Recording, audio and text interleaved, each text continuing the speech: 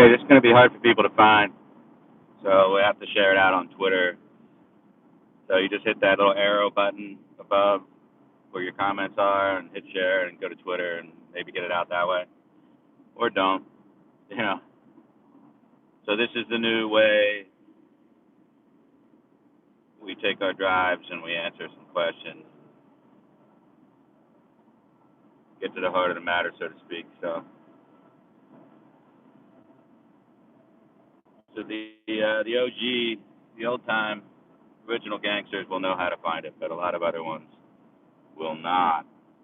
But I'll leave this up. Probably talk to Glenn about doing a stream tonight anyway.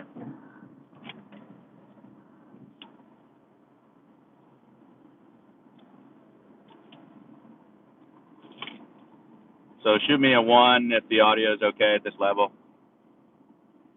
Shoot me a 1 if the audio is okay. Excellent. Excellente. Well. The little coward Mueller finally crawls out from under his rock just in time to throw a whole lot of fiery shitbags on the porch of the Democrat House caucus. So I'm going to give you the rundown here. It's nothing that I haven't said for about a year. So the level of dishonesty from the media has been, I want to use words like legendary, epic, unprecedented. It seems that there's been this coefficient effort inside the mainstream media circuits to keep alive this narrative that there was a potential for criminality to be attached to the president in some type of Nixonian twist, and that we would test this constitutional question of whether or not Article 2 would allow for your own executive branch to attach criminality or an indictment to a sitting president. Well, we already know that there are 3 separate approved letters from the Office of Legal Counsel inside the Department of Justice noting this obvious constitutional contradiction that would create a paradox, disallowing it to happen.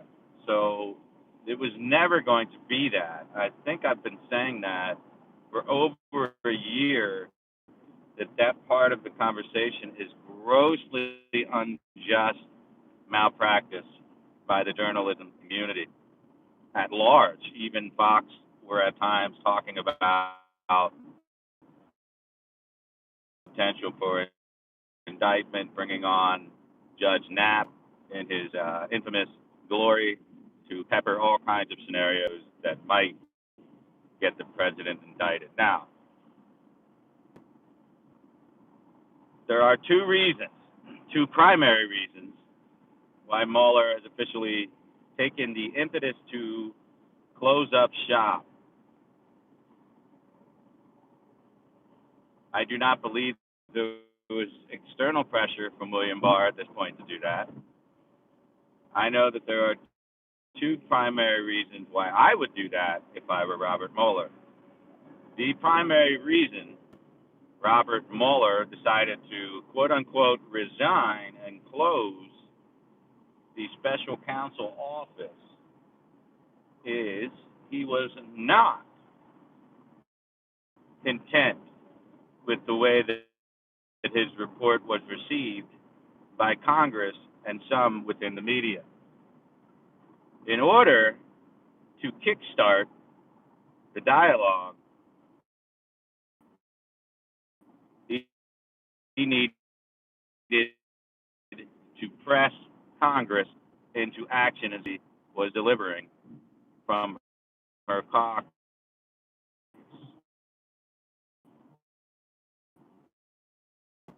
What he did today, I will be add in a way that was just Soviet-esque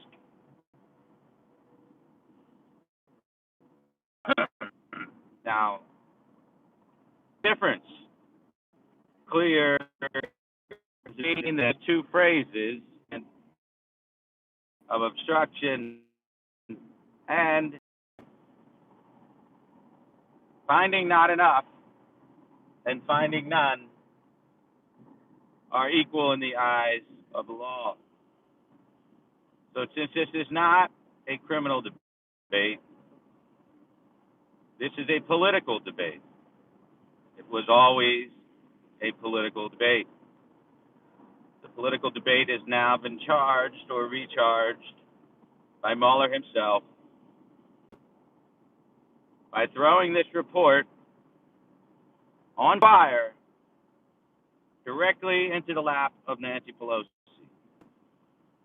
If Robert Mueller had one person witnessing his press conference today, he would have chosen Nancy Pelosi. There is no dispute in this regard.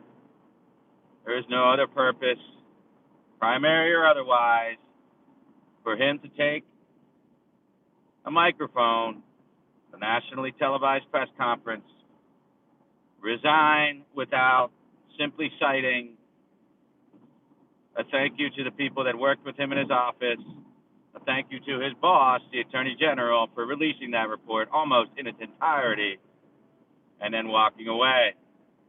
The only other reason he would have is to twist this thing into the political winds, charge it up, set it on fire, and return it to the lap of Nancy Pelosi, who is tenuously holding back about a third of her caucus, who is screaming and itching for impeachment proceedings to begin. So Nancy Pelosi will now have to respond in kind. Now, cable news network, major news network, will all be recalibrated. All be recalibrated. Robert Mueller's press conference today was designed to attempt to undo the narrative begun by the original William Barr press conference, where he delineates no obstruction, no collusion, no satisfaction for the resistance. Robert Mueller decides, in his own cunning, long-standing, swampy way, to contend that that's not necessary.